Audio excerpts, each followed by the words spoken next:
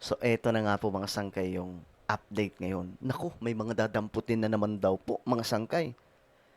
Nasusunod kay Bato. Papadampot daw po ng ICC.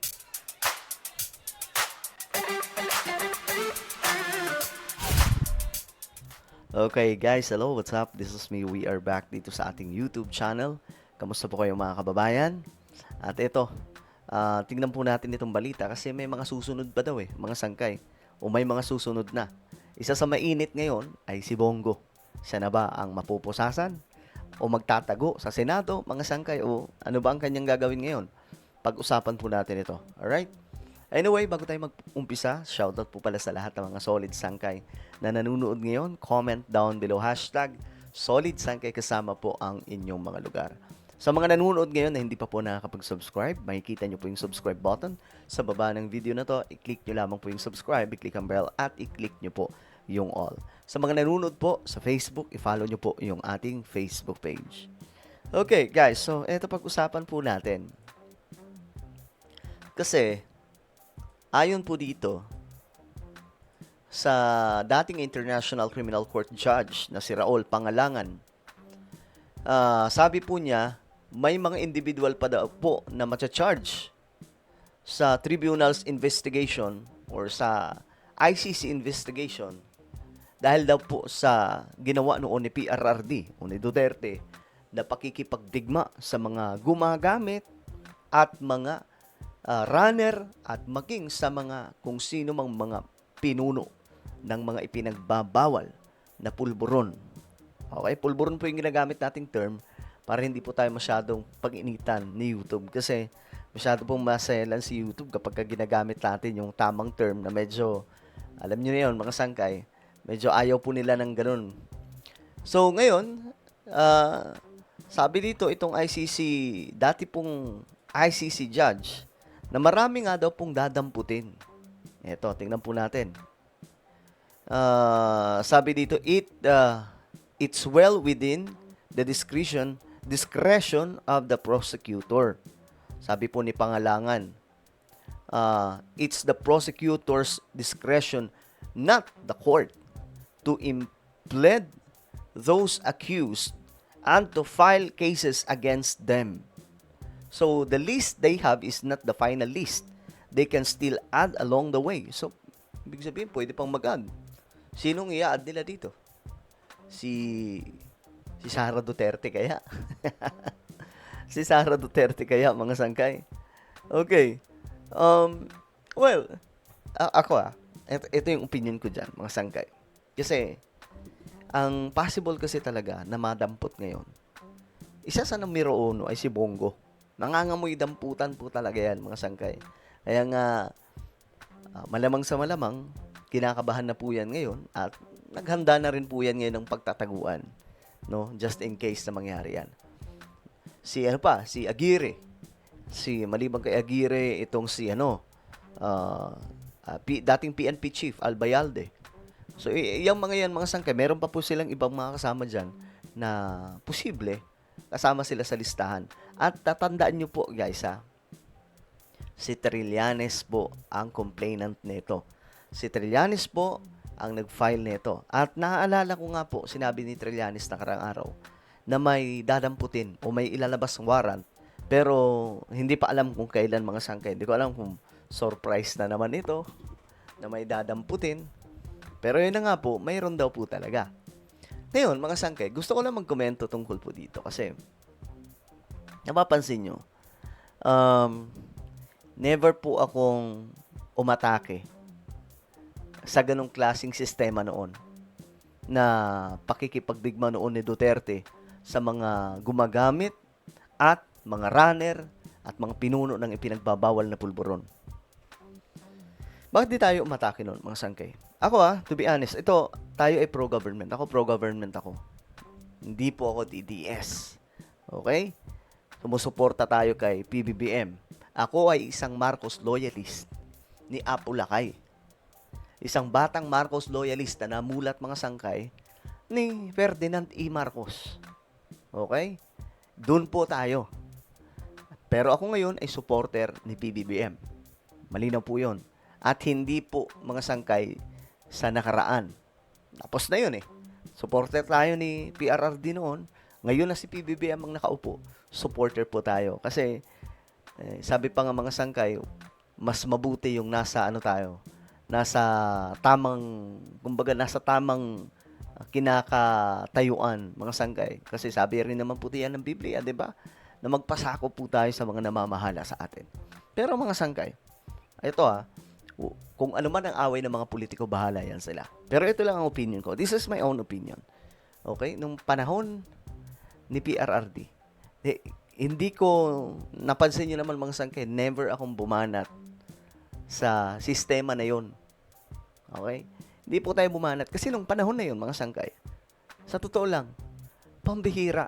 Alam nyo ba na yung Metro Manila at ang buong Pilipinas noon, may mga pugad yung mga yan? At ang pugad ng mga yan, ng mga gumagamit, mga nagbebenta na yan, mga sangkay, hindi po tagong lugar, hindi po nandun sa bundok. Nasa mga syudad. Halimbawa, sa isang barangay, no, na naalala ko noon sa Caloocan, guys. Sa Caloocan, doon sa may bandang 3rd Avenue. Pambihira, pag marigaw ka doon, tapos napasok mo yung loob, pinakaloob ng looban ng 3rd Avenue. Diyos mio marimar, di ka na makakauwing buhay. Nung time na yon, wala pa po si Digong. Kumbaga, wala pa ang deklarasyon na yayariin sila lahat. So ngayon, mga sangkay, alam nyo, nung time na nagkaroon na nga po ng sistemang ganun, ang pumasok na pulis noon, hindi lang 5. Kasi delikado pag 5 eh. Parang naging baluarte na po yun. Pag pumasok ka sa loob, yari ka. Kapag kapulis ka, yari ka talaga. Hindi ka na makakalabas na buhay. Kaya nga may kwento noon, mga sangkay, may civilian daw po na pumasok doon. Napagkamalang asset. Ayun, tinumba sa loob. No? So, noon, mga sangkay, pinapasok po yan yung mga iskinita. At ang pumapasok, hindi 10, hindi 20, mahigit 100 or sabihin na natin 300, 500 na mga pulis pumupunta doon para talaga palag-palag. Papalag kasi yung mga yan, mga sangkay, di ba nakasinghot nga eh. Nakasinghot, aligagay yung mata niyan. Kapag ka na ano yan, talagang yayariin ka ng mga yan. So, nakita ko noon, mga sangkay, na gumanda po yung paligid. Let's say, mayroon pong mga ano talaga, may mga taong nanlalaban, no? Na yung iba talagang tinutuluyan na, lalo na daw po kapag 3 beses ka nang na-warningan tapos ang tigas ng ulo mo. Yari ka. Kasi ang term nga ni Duterte, 'di ba? Ay mas ano niya, mas pinapaboran niya o ang inaalala niya ay human lives. Hindi daw po yung human rights. 'Di ba? Mga sangkay, gusto niya makita na tahimik daw ang mga Pilipino, 'di ba? Yun ang po ang kanyang, yun yung pinaka-propaganda, best propaganda, mga sangkay, na ikinalat niya noon na tinanggap ng mga Pilipino. Tapos mga sangkay, ito wala akong pakialam sa ibang policy, pero at that time talaga gusto ko talaga yun. Bakit? Grabe guys, nagbebenta ng ipinagbabawal na pulburon sa kalsada lang. At ngayon mga sangkay, nakikita ko po yun. Yun yung reason kung bakit noong 2023, lumipat kami ng bahay. Kasi, yung labas ng bahay namin, pambihira. Guys, nag-aabutan. So, balikan natin mga sangkay, 2016. May mga nakita akong gumagamit talaga ng ganun. Kasi nagpatayo noon si Duterte ng maraming ng maraming mga, tawag dyan? Yung doon nagpapagaling sila, mga sangkay, rehabilitation. Nagpaparehab.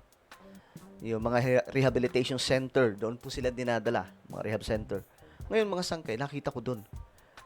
Doon po sa lugar, bandang Quezon City naman po ito, na dati kong tinitirahan. Guys, mayroon po doon mga pusakal. Itong mga pusakal na to, hindi mo talaga aakalain na magbabago. Laging lasing, tapos manghihingi ng pera, tapos gagamit ng ganun. Alam niyo, ganun yung ginagawa. Tapos may aargabyaduhin po silang tao sa kalsada. Pero nung time na yun, nagbagong buhay. Nagulat na nga lang ako noon, naka-tsinelas na eh. Tapos naka-t-shirt na, hindi na nakahubad. Nagbebenta na ng gulay sa palengke. Noon, mga sangkay din nila ginagawa yun. That is why, guys, na kumbaga, 80% gusto ko talaga yung ginawa na yun. Kasi nga po, luminis po talaga eh. Kita nyo noon, kapag lumalabas ako ng bahay, medyo payapa na eh. Lalo-lalo na po sa Caloocan noon. Payapa na, hindi po tulad noon na pag lumabas ako ng bahay, parang anytime may babanat sa akin eh. May bigla na lang titira eh. So, yun yung reason mga sangkay.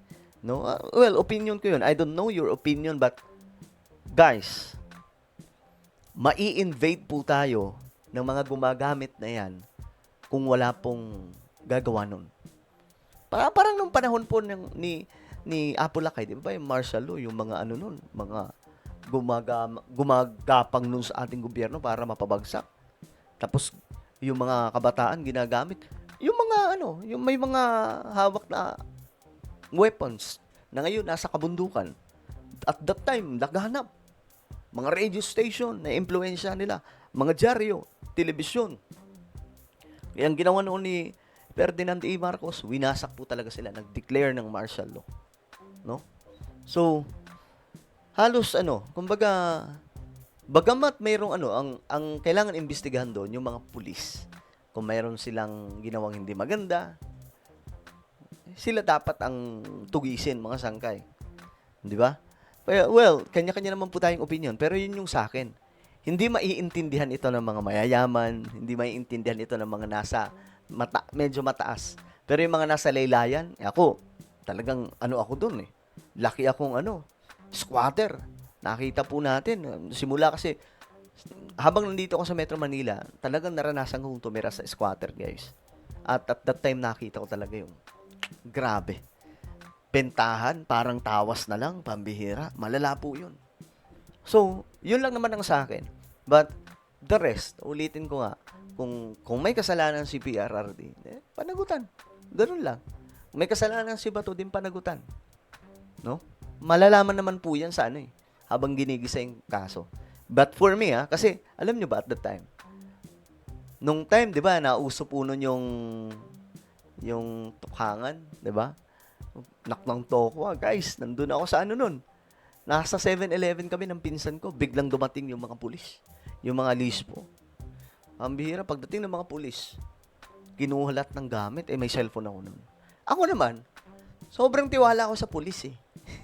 Wala akong takot. Mga Bisayang pulis pa nga tayo, o mga waray, matatapang talaga. Naka-civilian. Pagdating doon, sabi ko sa pinsan ko, huwag ka matakot. Pulis yan, di tayo yan. Wala tayong kasalanan. Bigay mo yung cellphone. Binigay namin. Nang ako hindi ako nagpakita ng takot. Yung pinsan ko, takot na takot ako, hindi ako nagpakita ng takot. Binigay ko agad. So ngayon, binalik ka agad sa amin. Wala akong takot eh. Sabi ko, thank you sir. Sige, sabi ko, ito po. Alam kong trabaho niya yan sir. Sige. Then, may nangyari ba? Wala. Yun yung experience po namin noon. Guys. At, alam nyo, ang tanong nga dito, sino pa ang babangga sa mga yan? No? Sino pa ang susunod na babangga sa mga Panginoon ng mga pinagbabawal ng pulburon? Diba? Yung mga hari-harian na yan. Diba? Baka yung iba matakot na kasi alam niyo na, baka pagkakasuhan na ng mga ay nako po, mga sangkay. Well, ano po ang inyong opinion? Comment down below. Meron tayong YouTube channel. Ito po is Sangkay Revelation. Hanapin niyo po ito sa YouTube. Then click the subscribe, click the bell, and click all. Ako na po ay magpapaalam. Mag-iingat pong lahat. God bless everyone.